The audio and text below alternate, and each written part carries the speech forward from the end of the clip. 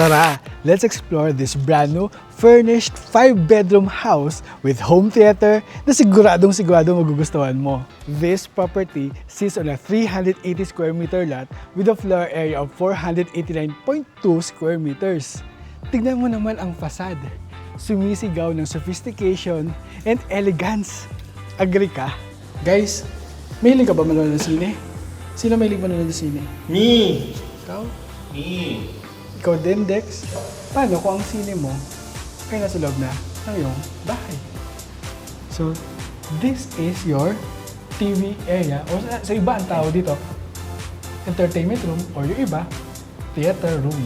Wow! Ito yun. Theater So, it has a glass UPVC glass door. Pasok tayo dito.